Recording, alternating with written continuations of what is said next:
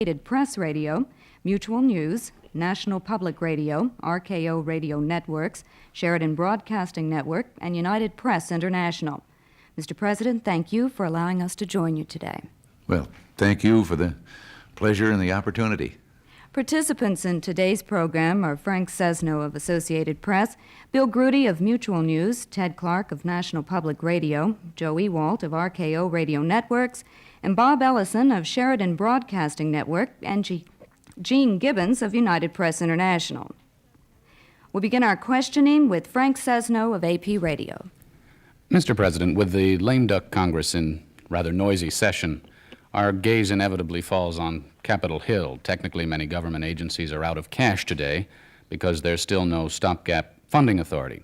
Now, you've threatened to veto the so-called continuing resolution if it contains what you've called pork barrel jobs bills. The fact of the matter is the Senate has voted $1.2 billion to that aim, the House $5.4 billion. The estimate is you'll get a compromise that contains somewhere in the area of about $2 billion. Isn't that the bottom line that you're going to be able to accept in light of the trouble you've had with this lame duck session? Are you going to take Senator Hatfield's suggestion and take the $2 billion and run, or are you going to stand and fight? Well, obviously, I have to wait and see what comes down to me and what's in front of me before I actually say veto or the other way. But I have to tell you this, I cannot sign that bill. I will have to veto if it contains these various amounts that have been suggested, because in truth, these aren't job-creating bills. The 5.4, for example, that was introduced in the House, I think that a great many congressmen, in fact, some of them openly admitted, were calling it a free vote in which they could apparently vote for a job bill knowing that I would veto it and that they wouldn't have to live with it. Actually, that 5.4 is not a job creation bill. It is a pork barrel and filled with all sorts of projects, many of which wouldn't create employment at all, and many which wouldn't create employment. Well, one in particular wouldn't even be effective until 1985. That's not going to help the unemployed today. But also, many of those would, whatever work they would create would be at a tremendous cost.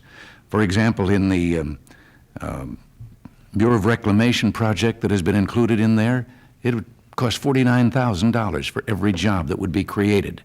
In the General Services Administration element that's in there, that would be $25,000 per job. And as I say, there's another one, $1 billion program that wouldn't begin until 1985. So I just think the answer to recovery has to be, or to unemployment, I should say, is recovery. And anything that adds to the deficit and delays economic recovery is going to set us back far more than any temporary job. The military bill, the Pentagon asked for less than half of the amount that they've added in this bill in the House for military residence construction. So there's half of that wouldn't even be spent. Well, now, you seem to have made up your mind already. You say if those figures that I mentioned are the figures that actually reach your desk, you would have to veto. What is there to study then? Well, the thing is, if it contains the things that are originally there, if, on the other hand, they come down with some addition to this that is in another area that you look at and say, well, there is a value to this, and while I would prefer that we not increase the budgeting, I would have to look and see, does the value offset the risk of adding this to the deficit? But when I was talking here, I was talking of the things that we presently know are there. You know, an orange and an apple went into the conference committee, it might come out a pear. Mr. President, the continuing resolution will probably also contain the MX proposal, and you've just appointed a commission to look into the basing options for MX. I was wondering, given the complexity of that task, is it realistic to expect them to report by March 1st, or could that date somehow be slipped? I think it is because of all the study and research that has gone into this before. This whole thing came about. We asked originally for money to begin the process of building the MX. We don't even have an assembly line for building missiles. That was done away with previous administration. And we asked for the right to put them, the first ones off the line, into MX existing, or into Minuteman silos while we continued to study a basing plan. The Congress denied us the right to do this, or the ability to do it, And so we continued study, and the dense pack basing mode, and it may still turn out to be the one that has the least warts. There's something wrong with every system. But I was required to come up by December 1st, having selected a basing mode, and this was the best one that we had on hand. So there was no opportunity to consult with them or for them to have access to all the study and the research that had gone on. We hope now in these few months that we can present everything, and if some of our scientists come up with a new and improved mode, why, we'll take a good look at that one. Are you willing to accept whatever the Commission comes up with? Well, it would depend on whether there was other agreement with the Commission too, and by that I mean the expertise of our own military people who are going to have to use these weapons if they're ever used. And let me add here, lest there's misunderstanding of that line, the real purpose of those missiles is to never be used. We're trying to create a deterrent that will prevent there ever being a need for them or a war. Mr. President, I'd like to follow up on Bill Grudy's question here. You have spoken about a window of vulnerability, and you've said that the United States, in terms of defenses, is inferior to the Soviet Union in many areas. My question is, looking at U.S. defenses overall, would you trade American forces for Soviet forces? Obviously, the answer would be, as it's been for many military men, no, because of my faith in America and in the young men and women of America who are in our armed forces. But I still have to say that to continue as we had been in the previous decade and the last several years, leaving those fine young men and women with tools incapable of doing the job, endangering their lives by lack of training because we were denied the fuel through budgetary restrictions to fly airplanes as often as they should. On any given day, when we came into office here, only half the airplanes in our Air Force could be flown because of lack of spare parts. Only half the ships could leave harbor for lack not only of spare parts, but of complete crew. So what we're trying to do is make sure, and we have made remarkable progress. There is an esprit de corps in our military today and a pride in the uniform that I think would bring a glow to every American's heart if they were as aware of it as I of necessity am. And so the answer would be no in that one way. But if you ask me, is there still a window of vulnerability? Do they have a superiority in firepower and so forth? The answer is an unqualified yes. You can't help but look at the NATO line with more than 300 triple warhead missiles, intermediate range, aimed at the targets of all of Europe, the Middle East, and Northern Africa. And we have none in that theater, is a valid comparison. But, Mr. President, we also do have submarine missiles in the area which would serve an intermediate missile function. And they have submarines and submarine missiles. And a part of the threat is not only what's on hand, it is that at the moment, their rate of increase in their weapons compared to ours. In the last 15 years, I think they added some 60 submarines, nuclear submarines, while we were adding none. Just one last follow-up question. We are adding the Trident submarine, though, are we not, at this point? Yes, and they're adding one that's bigger and carries more missiles. Mr. President, what if this commission that you're going to appoint comes back to you and says, the MX may not be such a good idea after all, let's have a modification of the Trident or some other variation on the missile? Would you be willing to accept that kind of recommendation? Well, we'd certainly look at it. It would be difficult for me to think that we could, knowing the length of time that it takes to get something researched, tested fully, and then into operation. Even with this MX and with all of the work that's been done so far, that system won't begin to be installed until 1986, won't be operational. So for logistical reasons, you would be inclined to stand firm on the MX as a system?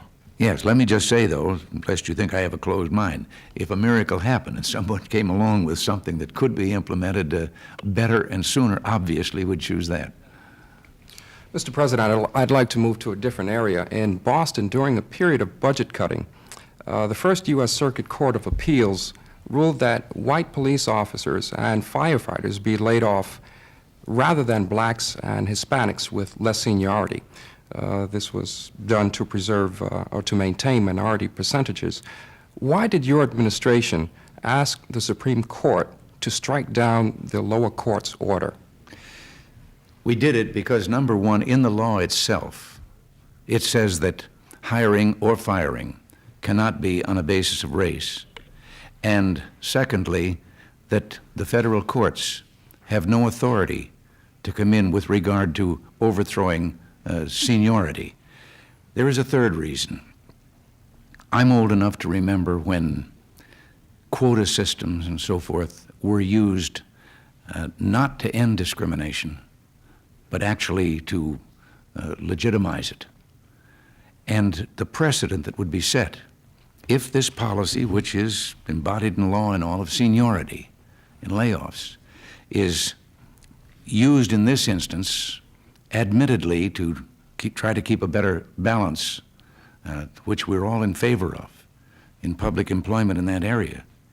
But if that precedent is set that seniority is meaningless and that purpose, someday you could find an administration that wants to turn it around and use it to go back to what we hopefully have gotten rid of in this country, a discrimination against minorities. Well, there could be, or there could have been other options. Let's say, for example, some sort of proportional layoff system, which I understand the U.S. Civil Rights Commission had recommended. But why shouldn't affirmative action supporters view this voluntary entry, your administration's voluntary entry into the case, as an attack on affirmative action? Well, maybe some of them will, because an image has been created of me, I know, that I do not support these anti-discrimination measures. The record, on the other hand, proves the reverse. As the governor of California, I appointed more minority members to executive and policy-making positions in the state government than all the previous governors in the history of California put together.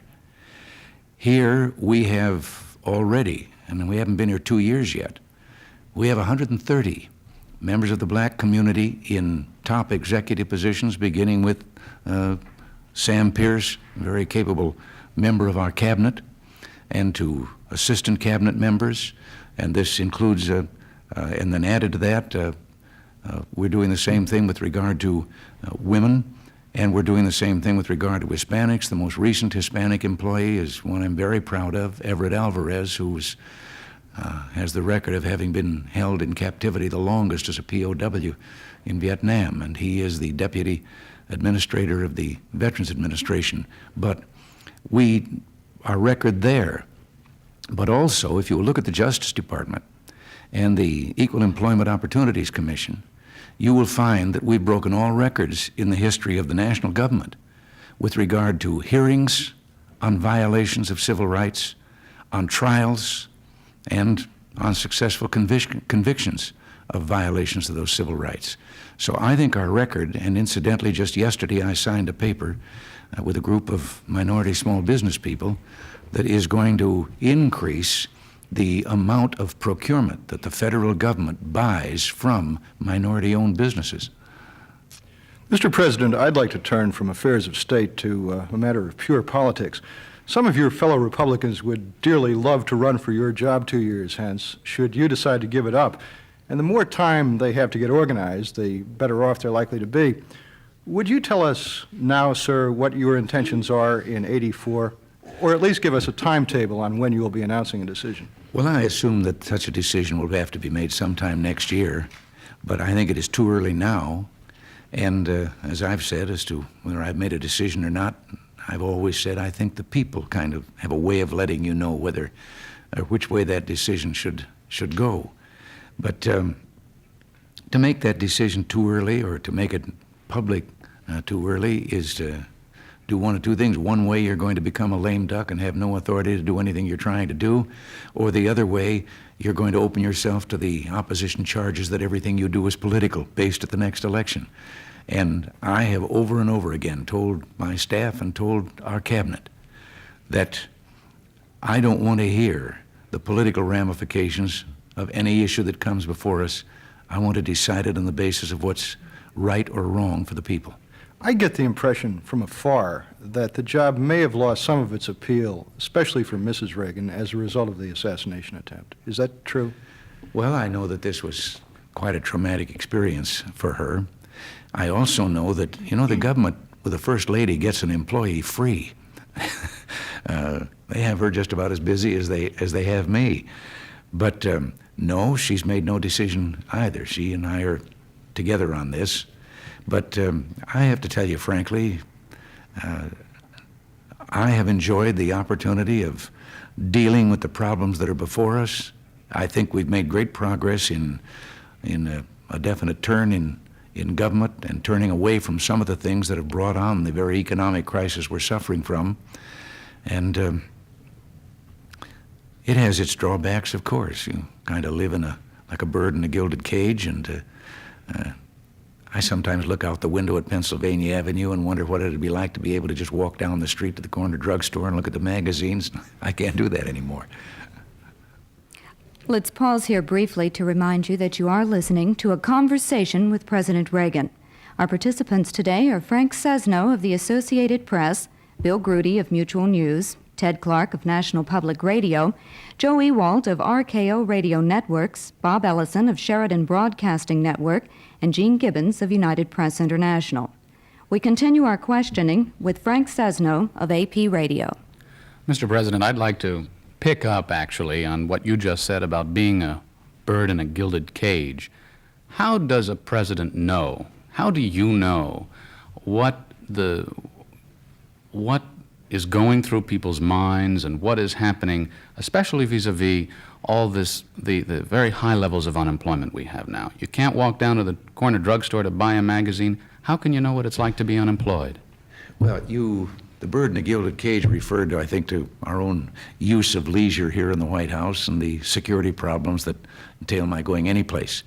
But you aren't that separated from the world. First of all,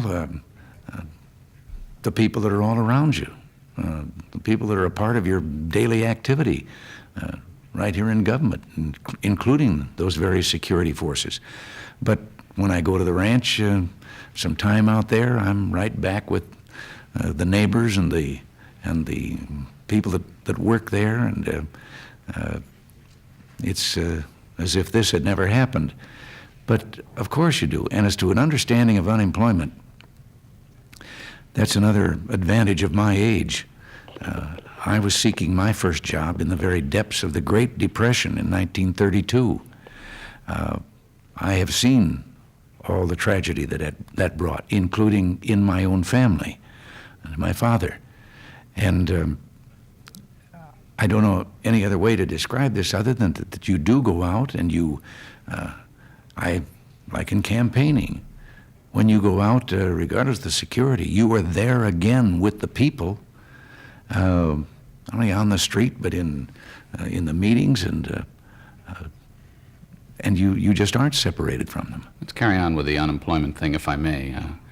On a political level, on a philosophical level, what is the need for government to appear to be doing something? And by this I'm talking about jobs bills or some sort of lead initiative effort to get people back to work. Economically, of course, your position is well stated, but philosophically and psychologically for the nation, a sense of going someplace, doing something, activity. Yes, and you've used the word psychology. There is a great psychology that, as a part of a recession, both for good or bad. And I have to tell you that right now, I think the media has overemphasized the bad for whatever reason, but generally in a sense that psychologically has not been of help. The sense of doing something, this has been what's wrong in the several recessions that have taken place since World War II, and the artificial quick fixes of government, rushing in with supposed job program and so forth. And every time it has been a temporary quick fix. And every time there has been seemingly an improvement, except that inflation goes up, and each time at the end of the so-called recession, unemployment remains higher than it was before the previous recession, until we finally reached the point that we are now, the worst of all the recessions. But the things that the government has done, we know that it was the high interest rates over a long period of time, and that began back in 1980, reached 21.5% in the prime. Those high interest rates that started shutting down the automobile plants because people could no longer afford to buy cars and pay the interest on the installments. This then spread to steel and glass and rubber and all the associated industry. At the same time, another base industry that usually is the first one to mark recovery, housing. No one could afford a mortgage at the rates that were being charged. But we have now brought, first of all, inflation is a basic cause of those high interest rates. We brought inflation down from 12.4% to less than 5% now. And following it down in the last several months particularly has come interest rates down to less than half, or about half of what they were. And I think they're going to continue to go lower. And both of these have now resulted in the housing industry being today about 27% better than it was a year ago. The housing starts. Sale of new houses is up 45% in the last 6 months. And permits for housing are higher than either one of those two figures. Now this is going to have to be seen out there. The trouble is things like that aren't being as visible. Now we have done some other things. We have asked for and obtained passage of a bill, a training bill. And this training bill is a little different than some we've had in the past. It's going to be implemented at the community level in keeping with industrial leaders and local political leaders at the community level to create or to train for the jobs that are going begging in those communities. Every Sunday in the metropolitan areas, pick up the Sunday paper and look at the number of help wanted ads. Here are employers begging for employees, taking ads out for them at a time of the highest unemployment that we've known since the war. And the reason those employees aren't available is lack of skills and training for those particular jobs. Mr. President, if I could return to events on Capitol Hill for just a few moments.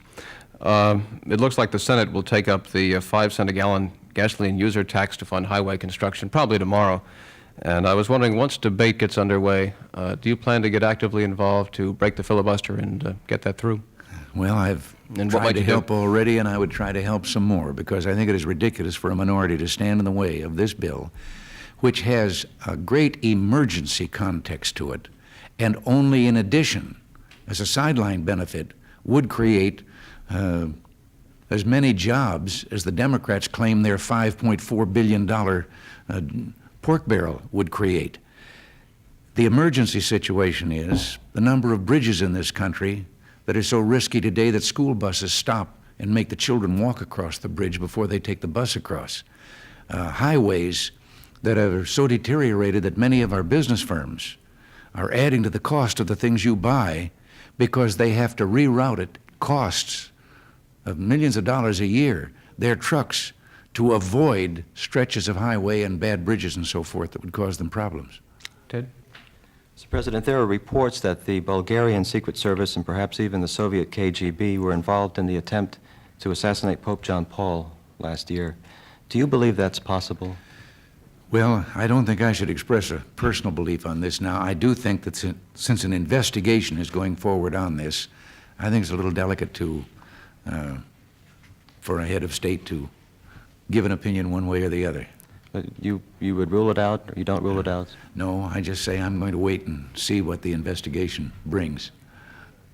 Mr. President, your Social Security Commission seems unwilling to get off the dime and make a recommendation of what should be done to save this system that's on the verge of collapse. Now, you're the one man the country has elected to be a leader, and this is one of the most pressing problems we're facing. What are you going to do? Well, I'm going to wait to see what they come in with. Those people who have suggested that I should interfere now and put some pressure on the commission are ignoring the fact that it was after the issue of Social Security had been made a political football, and not by us, by the leadership in the House, and became such a political football in the last election, that I then said the only answer to this is, since they seem reluctant to deal with the emergency situation in Social Security, is a bipartisan commission.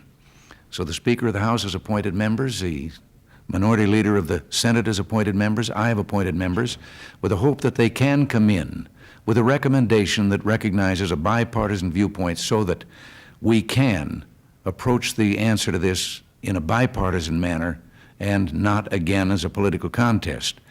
For me to stick my nose in and try to tell them what to do, we've had reports from them, we know what they're discussing, and we know that there are some varying views in there. But even if they will come back with, let's say, alternatives, a couple of alternatives, so that at least you can then sit down and say, all right, let's find a meeting ground between these two alternatives. But to keep it out of politics, and again at the same time, let me take advantage of you and say to the senior citizens listening in, no one is trying to take their benefits away from them or cut them back. That was one of the musts that I gave to my appointees. I said the people presently dependent on Social Security must know they're going to continue to get their checks.